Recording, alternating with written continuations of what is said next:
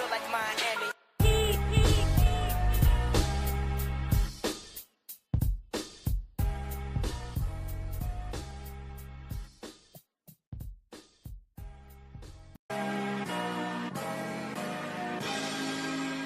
like the draft. Draft beat, draft beat, draft beat, draft beat. Draft beat, draft beat, draft beat, draft beat. Draft beat, draft beat, draft beat, draft beat.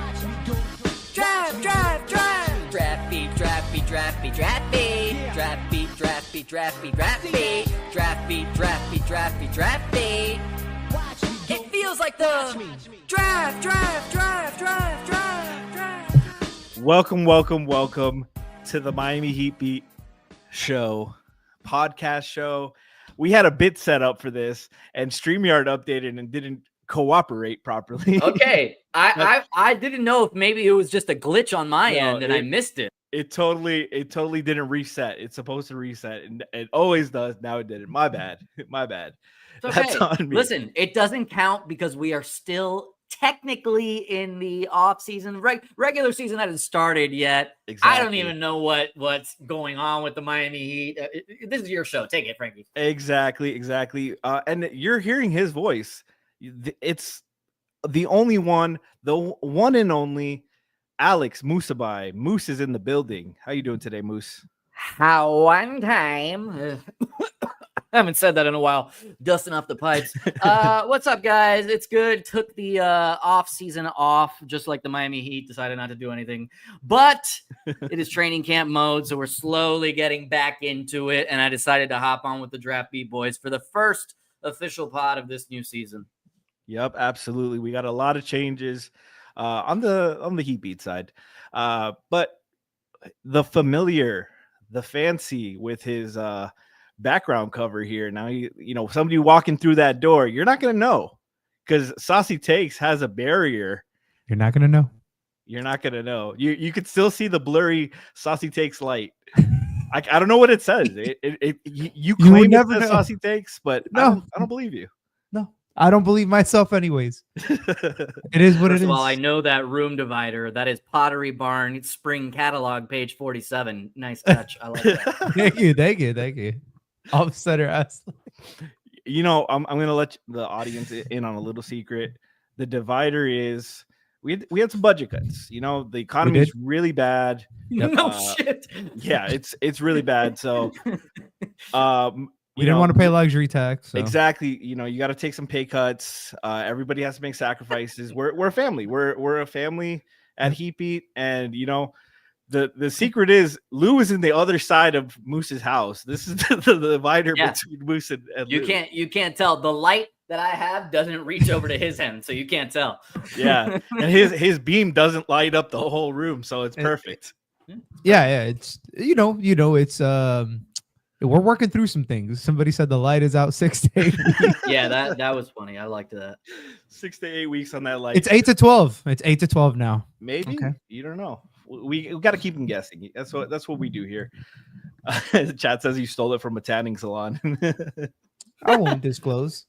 I see it. But we're here to talk about the big news. You guys have just been so inspiring.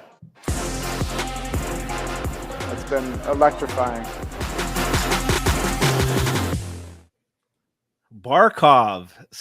Alexander Barkov went to Heat training camp today. He told Eric Spoelstra he'll be back in 5 to 6 months.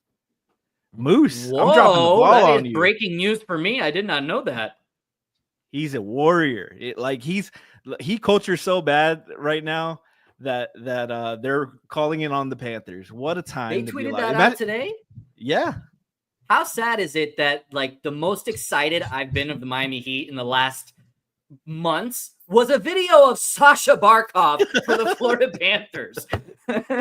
That's asking why does he look so unhappy to be there? It's because the culture difference is astronomical at this point. They don't want to win. I skate faster than they dribble. Even right now.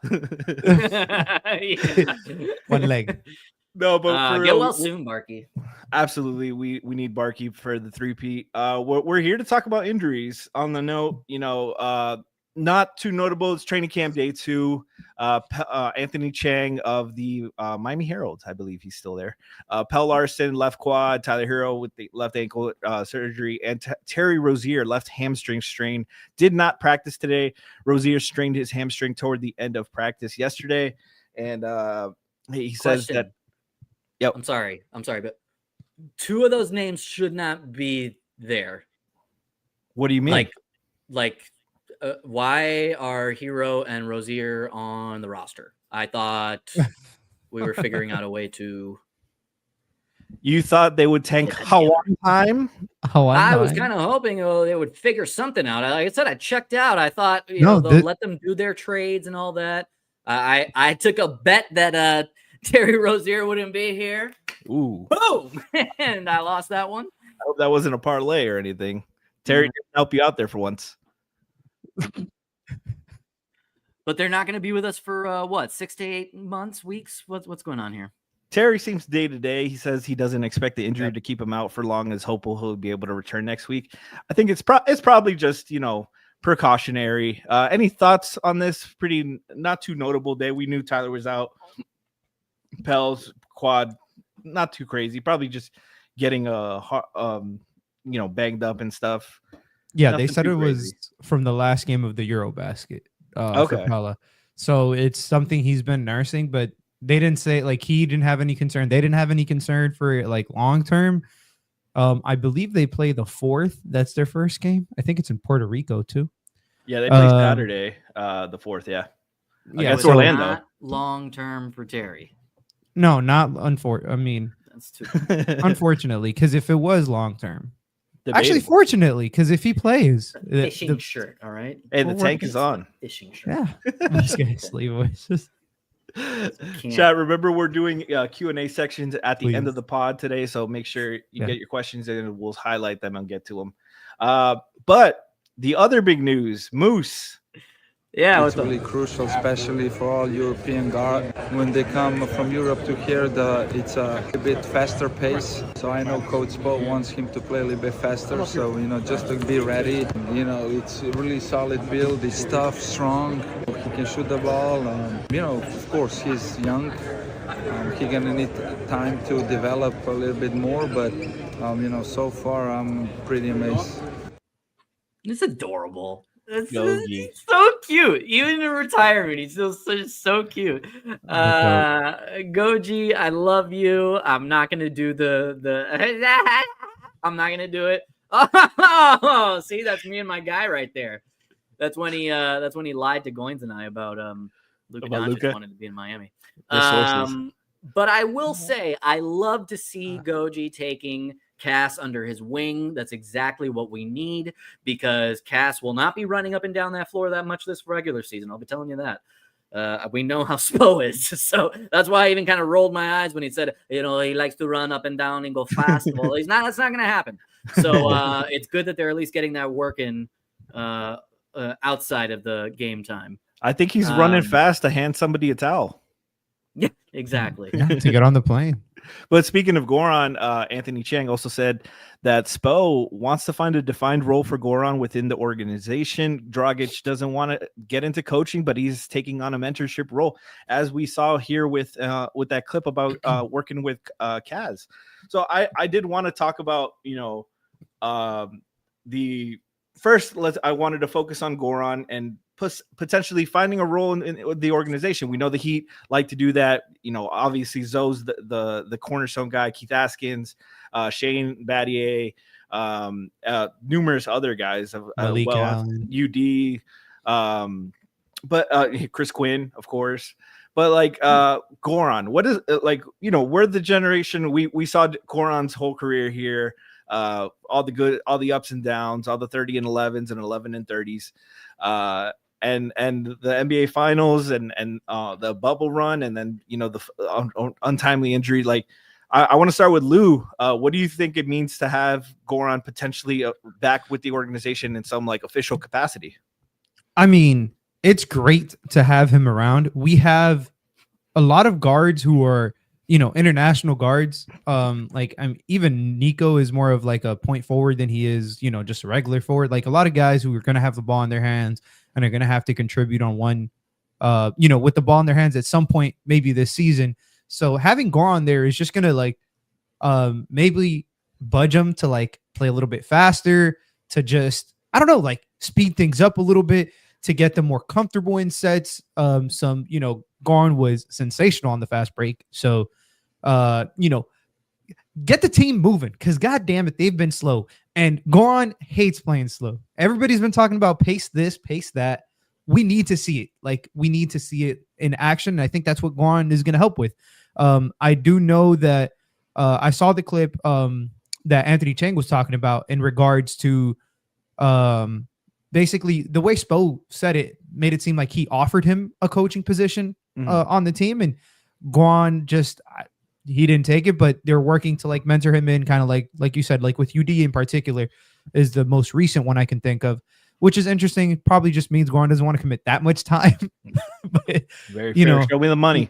Yeah, exactly. He just retired, probably hanging out with the kids and the family and all that. So, but he could definitely help get this team at least some semblance of pace, even if it's one more possession a game just off of pacing. That'll be a huge win for just having Goran on the team, because we need to play fast. Could you imagine if they actually ran this year and Goran would be like, "You sons of bitches didn't run with me"?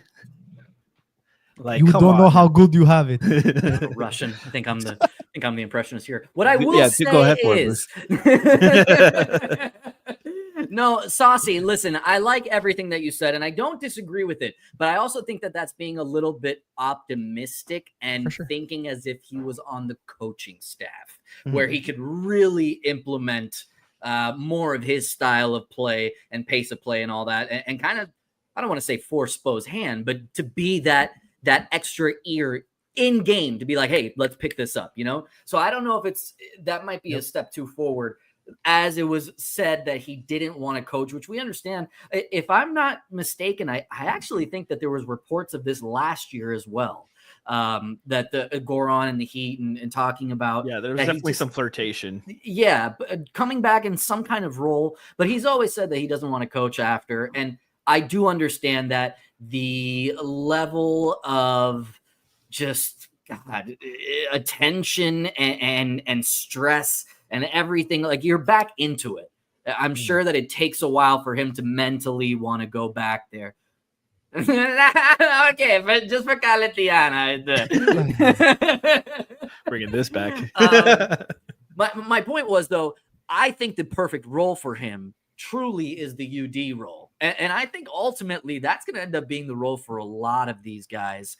Hopefully a lot of guys coming forward, coming back to like help out with the team and all that, where really it's just you find one or two guys, you take them under their wing, you show up at a couple of practices, run them through some sets, and really just be that guiding ear for them off the floor throughout the season, someone that they can lean on that isn't attached to the coaching staff, because there is something to that where it's like a player can feel like they can talk to them, and it's not going to ultimately go back to the same coaches that are, on the bench going at them. So ultimately, I do think that's going to be the best role for him. But I will say, I do think Goran has just this infectious personality where if he wanted to get into the front office type role, that is something that I actually think he could be really good at, connecting with players, building out that network. And let's be honest, we're going to need some more pull in free agency. I think having someone there with that international connection is very appealing. So it's going to be up to him what kind of role he wants to lean into. But I think that UD mentorship role for now, especially with Cass, is going to be the best route. I like that point you made about international relationships, because every time we've seen them in any capacity where with other players, whether it's to the Olympics, whether it was the bubble, Goran had like a great range of absolutely random relationships. He'd be tight with Jokic, Giannis, and then Vucevic for some reason he's like buddies with, and it's like what's the relation? What's the commonality here?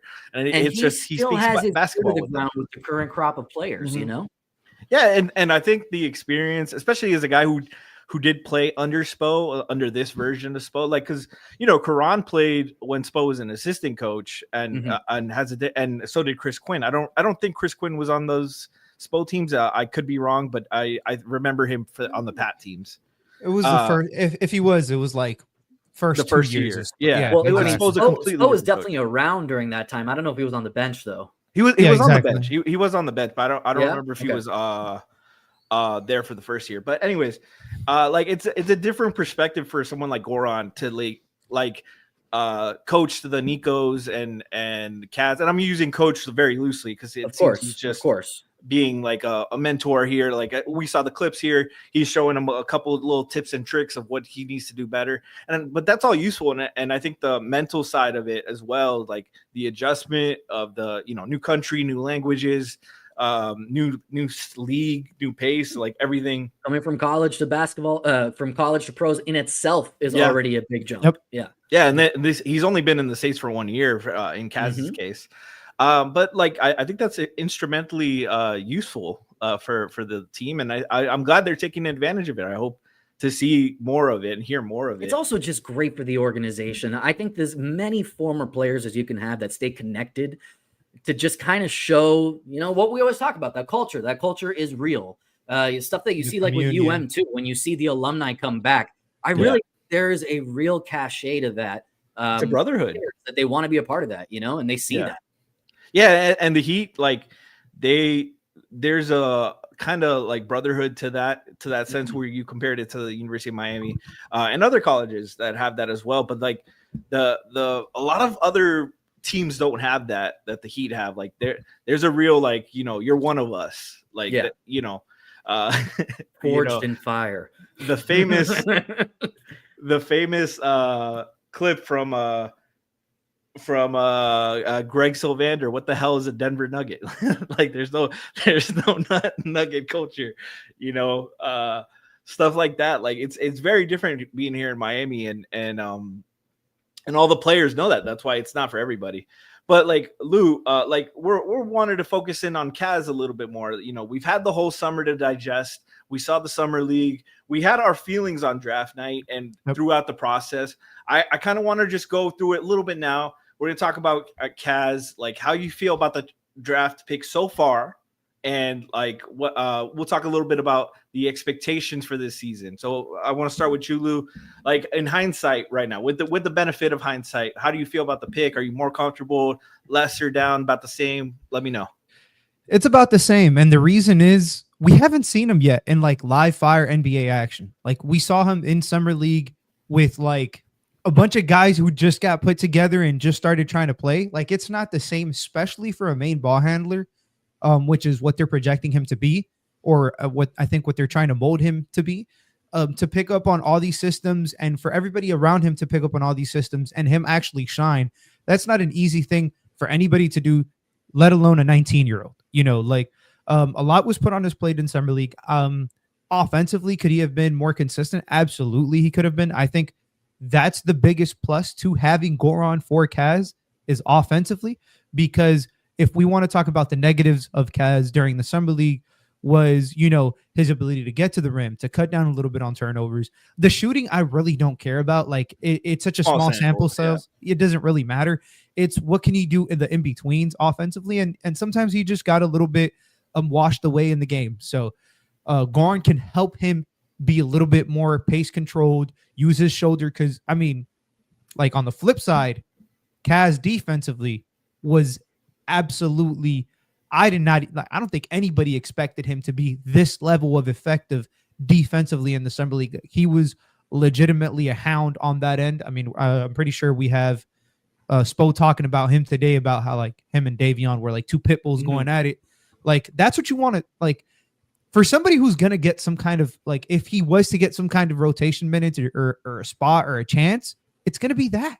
It's going to be defensively. It's going to be how can he truly impact winning without having to score? Because, that's something that Spo continuously emphasizes, so with Kaz alone, like, I wouldn't say it's been a home run pick yet, or it's been a bad pick. I would say I still really like the pick. I think they took a kid who clearly has a lot of talent. also has a lot of things that he can improve at. He's very young, but ultimately, you know, I don't even think this year is going to be a measuring stick for this for Kaz. So I'm really trying to temper expectations in general. It's a Heat rookie and it's a guard at that. Like, you know, Drew Smith is still on the team, so like there goes all his minutes. He who shall not be named. He who shall not be named. So yeah, I mean, it's kind of my expectations or the way I'm feeling about Kaz is roughly about the same since draft night. A little bit more positive in the defensive region for sure, and a little bit more reserved on the I wouldn't even say offense. I wouldn't even say reserved because realistically, a lot of his issues were things that we pointed out during the draft process. So like, you know, it is what it is. Yeah, and Moose, I'm really curious about your point of view because, you know, draft night, you know, after draft night passed, you were kind of like ebbs and flows of it in our conversations about the pick. You were kind of like, ah, man, this could be a miss. This is definitely a swing, but I don't know if I love this pick. So like with the benefit of time, like how are you feeling now about it? I hate to kind of second everything that Lou just said, but my opinions on Cass have not necessarily changed that much. And that doesn't mean that I think any less of him or anything like that. I still think it was a swing. I understand why they did it. I made it very clear on draft night who I wanted and who was there and who has been looking real good so far. But it is what it is. Yeah. But it is what it is. And Cass is here and I'm going to root for him. With that being said, I'm excited about the potential. I am excited about the swing. I do think everything that we said on draft night, if this hits, we have a legitimate point guard in our system. Problem is,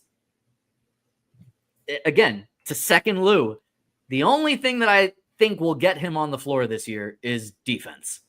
And as long as he is getting praise from Spo on the defensive end, then I think that they might actually give him a little bit of a leash to play on offense and go through some of those growing pains, because that's what it's going to be this year, guys. And I would have said that for Cass on any team he's with, and that's not a knock on his skill set. He is a 19-year-old developmental point guard.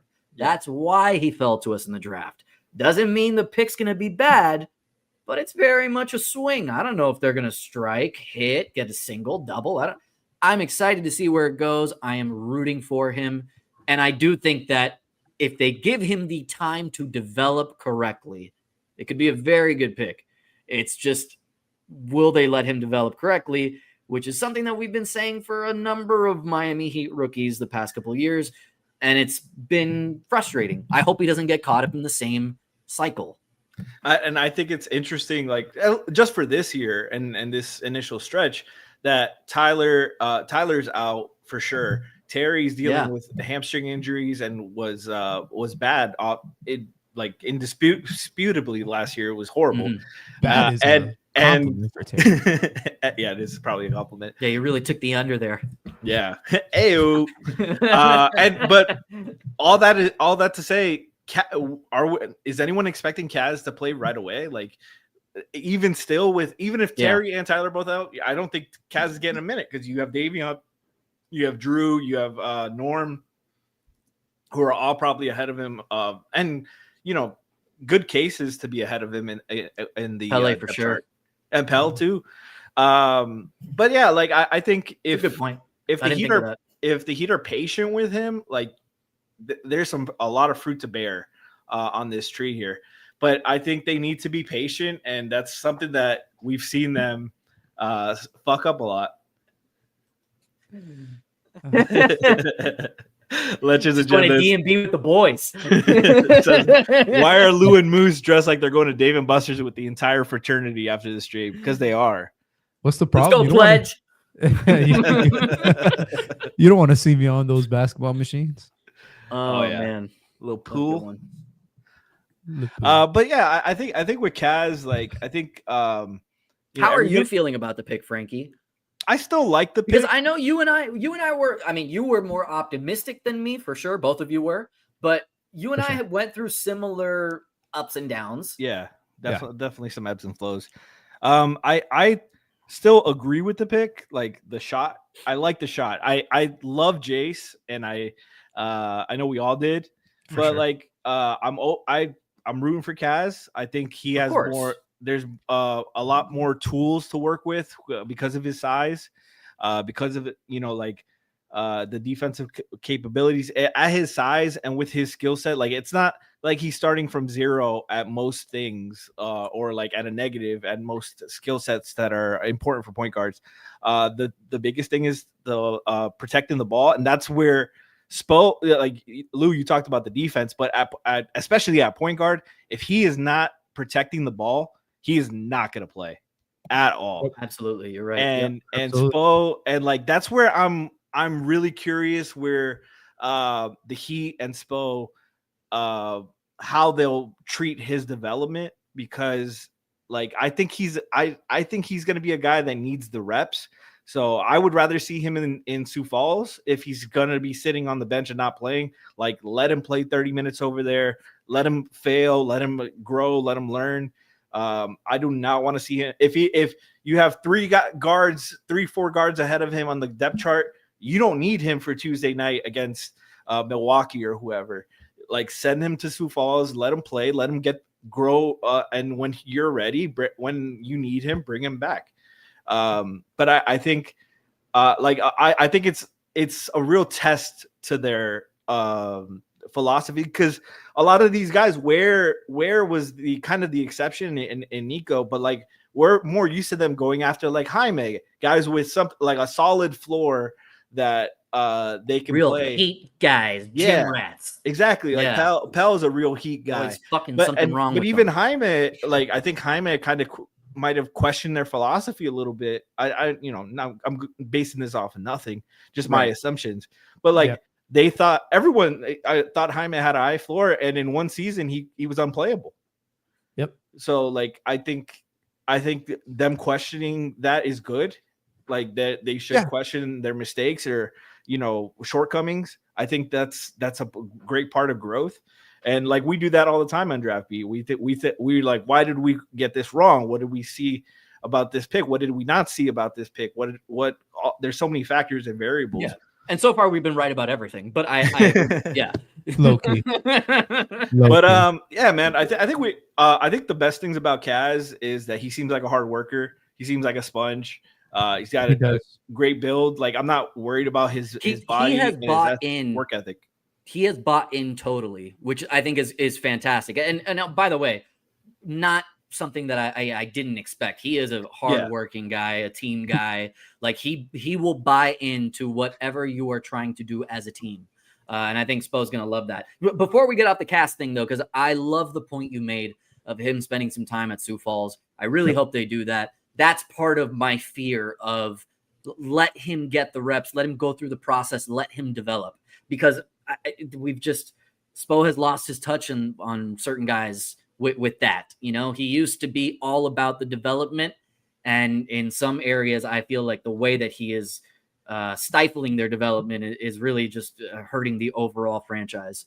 And I think that's comes from them always trying to win every game. Yeah, like exactly. Not picking a direction. Clear, 100%. And I think this season is especially important in that regard, where they need to like sacrifice some opportunities to you might not win this random game, but this is the year Kaz gets a little bit better and takes 2 steps in the right direction. Or even if he takes a step back, like it's important. He needs to get better and get those experiences. And that goes for Kaz, for Ware, for Niko, for all these young guys. Yeah, I'd rather see Kaz get 12 minutes a night in the NBA than 34 in Sioux Falls. Yeah, but like, if he can't even get that, then no, I agree 100% with what you're saying. But like still, him playing against actual NBA talent is different than playing in the G League, especially just schematically and stuff. Like I want to see him on the floor. I think he should be getting, especially at least in this preseason. I need him to be getting more minutes than every single point guard on this team, every single shooting guard on this team. Absolutely. Especially with the injuries. Especially with the injuries. He needs to be up there in minutes. up there in reps, both on and off ball. We've talked a lot about him being a point guard. I don't think like we've had questions about his playmaking. Obviously, there's flashes, but there is some turnover. I would like to see him also get reps off ball. Like I know that that was not a particularly fun topic of discussion during Summer League, but like I don't think they view him as a full-time point guard. I don't think the Heat view anybody as a full-time. Like we haven't had one. I think that's the way they develop them, honestly. Yeah, exactly. Yeah. So just if that's the case, that's fine. But just let him have an opportunity to fail and just continue to work through these mistakes. We've seen the limited samples really affect Niko, for example. This is his 4th year. And it feels like we are still waiting for him to get that role. It feels like he's still waiting for himself to get that role after what he said on media day. But it's just something that they keep tripping themselves up over this when in reality it shouldn't be this hard. We shouldn't be playing Drew Smith and Terry Rozier over it wouldn't really make any sense. The only thing I want to push back on what you're saying, Lou, because I agree totally with your philosophy on it, but if he's only getting 8 minutes a night here, maybe 12 there. 100%. Then a DNP. If that's the point, send him to Sioux Falls. I want him to get consistent minutes. Now, if you're going to give him consistent 7 to 10 minutes in the NBA, then perfect. But I want him to know I got to be ready. I'm playing tonight. I'm going to have an opportunity to work on my game. It's that inconsistency in reps that I think really is not only frustrating for us that we want to watch it, but it's frustrating for the players' development. Yeah. And I think that with Kaz, especially like a guard that is going to spend a lot of time on ball, even if he's not like full-time on ball, he needs to spend a lot of time on ball. In preseason, we're not going to get together barring any breaking news until after the next preseason game. Last year, and most years, the starters and real rotation guys play like the first quarter or the first half, and that's it. And then it's all the training camp guys getting tons of run. I need to see Kaz get run with those guys. Get run with those guys. I don't care. All the minutes those guys need. Kaz, you're going to play 30 minutes in the second half. Do you remember, to your point, Frankie, do you remember last year, Kel'el Ware was getting run with nobody? Yeah, Thomas Bryant was getting all the run over Kel'el Ware. And as much as personally I didn't like the Kel'el Ware pick at the time, I was still saying that is outrageous because we knew what Thomas Bryant was. I mean, shit, they knew what he was. They sent him away in December. Like they didn't even make it the whole season with him or to the deadline. Like we need to see them learn from this specific mistake that they literally made just less than a year ago with Kaz and start playing him over guys like Drew Smith. We know who Drew Smith is. Is he a solid, defensive rotation? Yes. He does his role pretty solidly. Is there a ceiling to him? Yes, I think he's reached it already. Like, we need to see what Kaz can be. Absolutely just let him loose during this preseason. Yeah, and we can before we get to our Q&A section, we can you mentioned the Niko comments and a couple comments that from training camp that have come in the last couple days. Yeah. Niko talking about his expectation of that he really wants to start. Norm talking about his all-star goals and stuff like that. Like I just want to talk about real briefly, Moose, and I'm going to go to you first because you were here with us when we first saw the 2023 training camp where it was Oladipo wanted to start, Hero wanted to start, this guy Max wanted to start, Duncan wanted to start. Everybody was having these individual goals and comments. Like, do you feel like the balance? What do you feel about those comments and like the balance of like having a personal goal over your team goals? Do you think there's what's the pros and cons? How do you feel about it?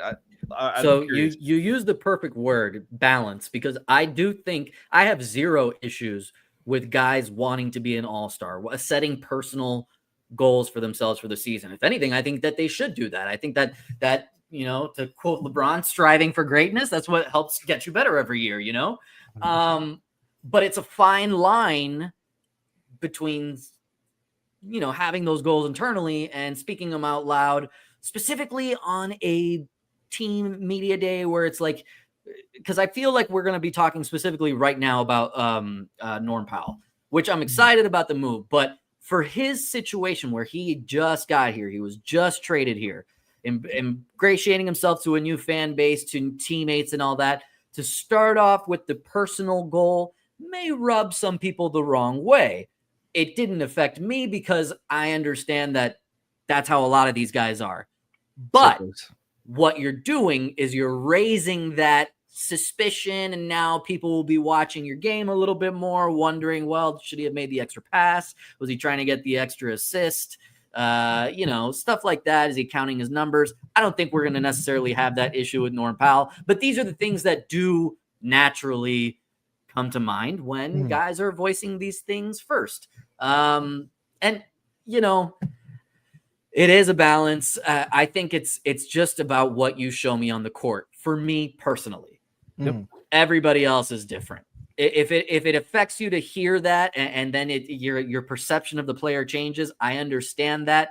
I'm just always a show me it on the court, and that's who you are. Yeah, like I felt like I raised an eyebrow to it, but I'm not overly concerned yet. Exactly. Same with the Niko saying like he wants to start, or he needs to start. He's saying like he really wants to get to that spot.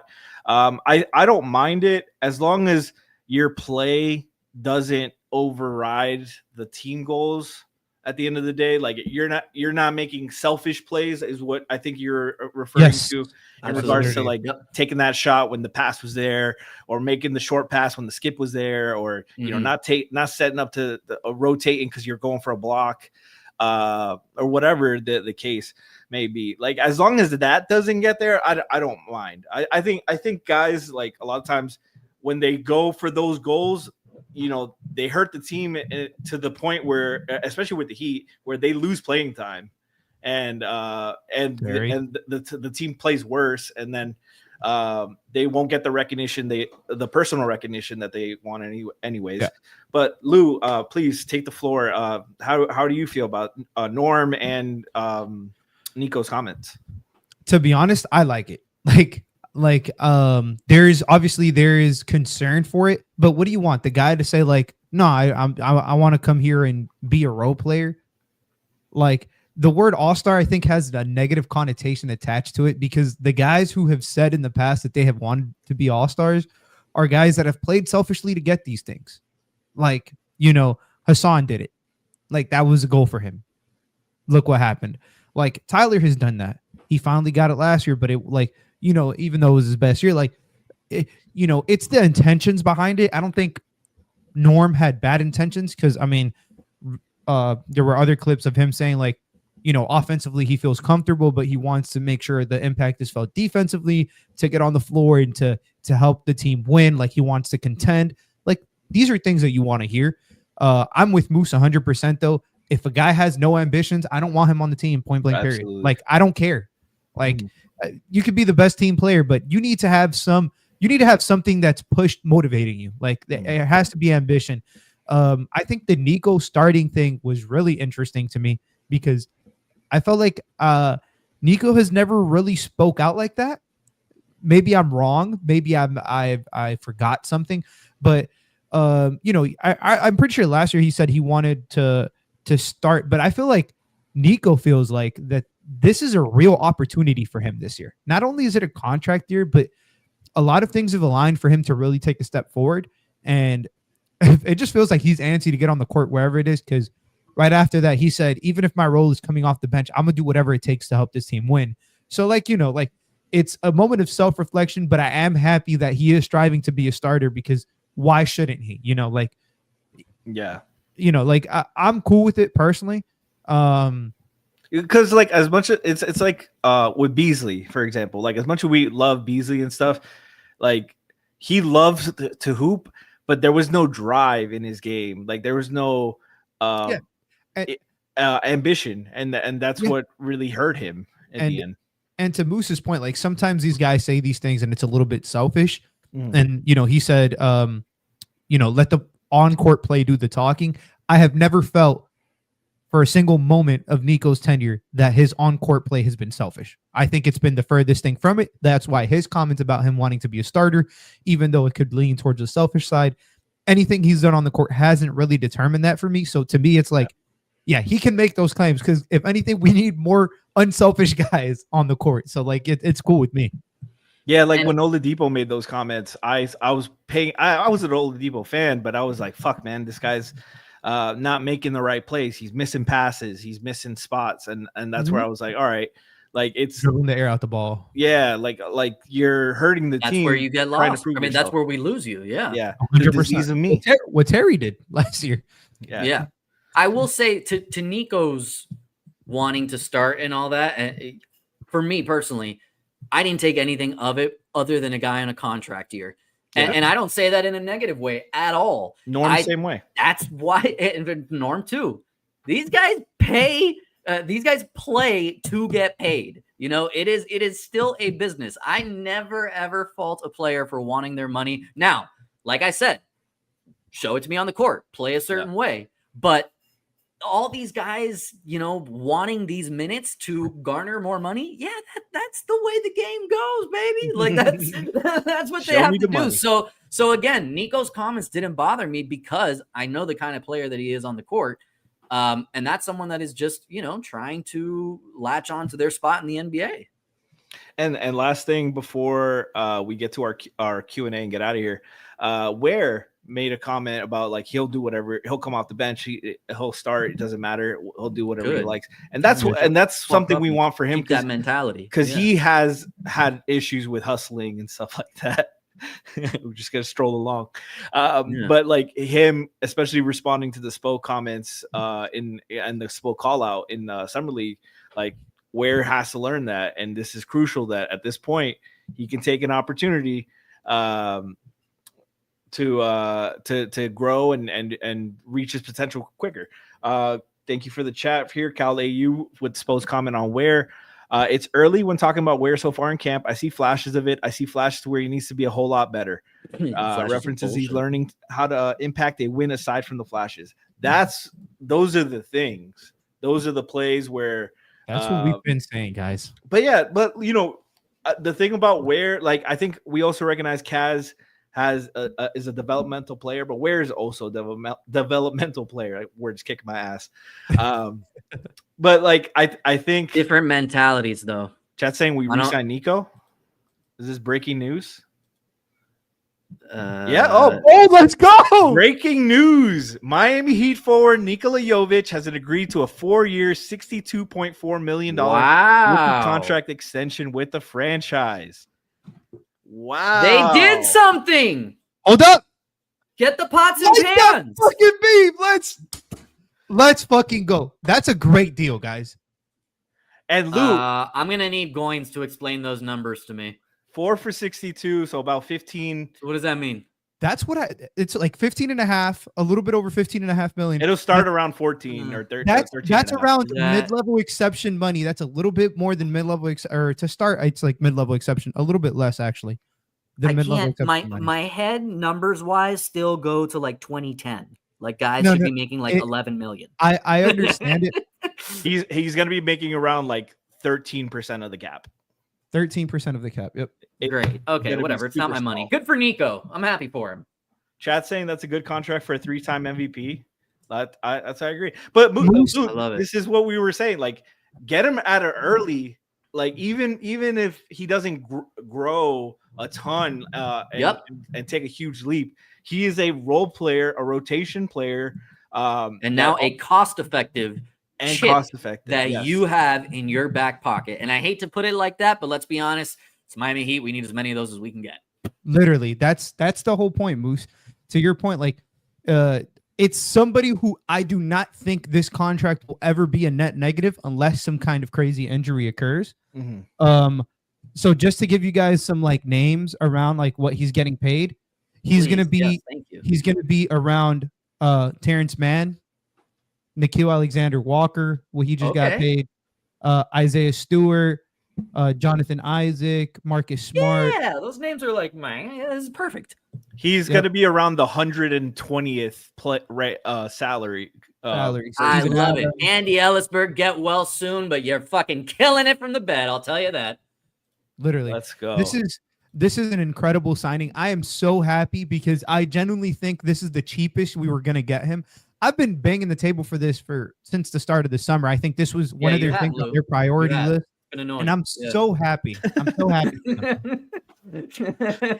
No, absolutely. It annoyed me that they didn't fucking pay him until now, but now I agree. I love it. It's. I hate to say it feels like they picked a direction because it's still they really haven't, but they did something that I think a lot of us can kind of like feel was a net positive. They kept an asset at a cap at a cost that you can fit within your cap, and I wonder if this is going to affect his I want to be a starter now. He must have really shown out in training camp. Now I don't care. Aren't that bad? Boo says. No, I'm happy for Niko. I'm happy that the Heat are investing in him and showing that they're investing in him as a player and a person moving forward. They're not going to watch him in the offseason, huh? That must have been. There was a lot more that happened there than we thought. Do the accent. He's about to get you some money, buddy.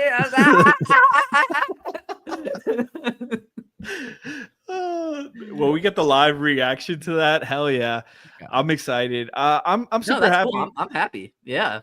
I think we're all super stoked about this. Like, you know, we've all been Niko fans since the draft. Well, it's just when was the last time that? Now that I'm thinking about it, when was the last time that we actually extended someone? We were like, "Oh shit, we didn't overpay. That was great." I will tell you who it is, and it's not going to be a popular name. Obviously, besides the max that we gave Bam, it's Justice Winslow. It's Justice Winslow. And we gave him 3 for 39, and it was all based like the same like team option or something. At the team options. Yep, that's probably the last time. I'll give you that. Yeah, and I'm not counting Bam, by the way. That's No, Bam is an anomaly. We don't count those. Yeah, but like Niko's contract, I still think if they could have gotten a little bit lower, even. But I mean, if you're getting him before I was going to free say, agency, it's also if he breaks the timing of it, 100%. So it's a risk there, but you know they're showing Niko the love and the investment. He's getting paid. That's some life-changing money right there for him. Super happy for the guy. I'm really excited for his development moving forward. Yeah. This definitely says that they are going to commit to him being a serious focal point of this team at the very least for this season, at the very least. Yeah. We saw what Tyler said. The comments during his presser when they asked him, who do you think is going to benefit the most from your absence? And he said Niko, and he said like he firmly believes Niko is going to have a tremendous season. It feels like the guys are like in the locker room, the coaching staff, clearly the front office. Now everybody's aligned that this is the first okay, Niko's actually here. Yeah. So and honestly, I'm here for it. I think it's a great move. Chat's asking if we way to keep us honest, because I did. we were very happy at the Davion price point. That's a good point. I was very. But we were mostly talking about the Heat draft picks, not that's a rookie extension guy. Yeah. That's a good point. Davion has a great contract. Chat saying congrats to Jovic, aka Hito Turkoglu. I've always loved that comparison. AKA Heat Turkoglu. Okay, that's what I was thinking. Yeah, that's yeah. But that's good. Okay, we want to do the Q&As. Yeah, so we're gonna do Q&A so we can get out of here. We went a little longer because of the breaking news. Armand says with $5 donation here on YouTube, how many minutes do you guys estimate has per game? I think he's a red shirt this year. Niko's year 1. Lou, I'm gonna start with you. You know what? I'm gonna do it like this for Moose because he likes to gamble. Over under 8.5 minutes a game. This is just the games that he plays, and I'll give him 20 games. You see, that's a good line right there. I should be working for the bookies. That's not bad. I'm going to say over. Okay. Because over on games or minutes? On minutes. Games too. I think they have a sneaky lack of durable guys. Sneaky is crazy. You have 3 injuries before that. Coming off the injuries. I was gonna say, give me the over on games for similar reasons. It's the Heat. We know they're gonna have injuries, but I'm gonna take the under on minutes for at least the first half of the season. I do think there is something to be said to like the red shirt year. Yeah. I think it's going to be a while unless he comes out the gates hot, you know? But I do think it's going to be a while until he becomes like a regular rotation guy, even if it's just for a few minutes. I agree. And I think, there's a potential for blowouts and stuff that he picks up minutes and stuff. And especially in the back half of the season where he's more, usually guys are taking a leap at the end of the season, finding their groove. And I think Kaz, I think Kaz is one of the more likely rookies that the Heat have had in the recent years. That even though he sucked at the end of his college season, I put that on really fucking bad. Really bad. Horrible. 6 turnovers a game in the last 4 games. It was not. Yeah, he struggled. I believe that was part of his downfall in the draft, in my opinion. Absolutely. Like leaving that last impression. Yeah. You want to play well in the tournament, not worse. Exactly. Leches Agenda says, who would you rather see perform consistently at Kaseya Center, Drew Smith or Drew Hill? Moose, this is your question. 100%. No question. Bring me Drew Hill. No question. What about you? Nothing against Drew Smith. I just fucking hate him. I need to Google Drew Hill. I'm gonna Google Drew Hill is crazy. Yeah, I'm taking him out. He is too young for this show right now. That's terrible. That's funny. This is Drew Smith right here. That was a great question, though. Who was that? Leches. Okay. This is Drew Smith right here. So there's no confusion. All right. Shout out to Armande. For the $5 thank you for the question and donation, and thank you to everyone that's in the chat and watching the show. Sure. Franky, this was fun. I'm glad I made it back for the Niko news. This is I cool. know what lucky see who else timing. we sign the next time I hop on. Drew Smith contract extension. Oh shit! Take me out. Jesus.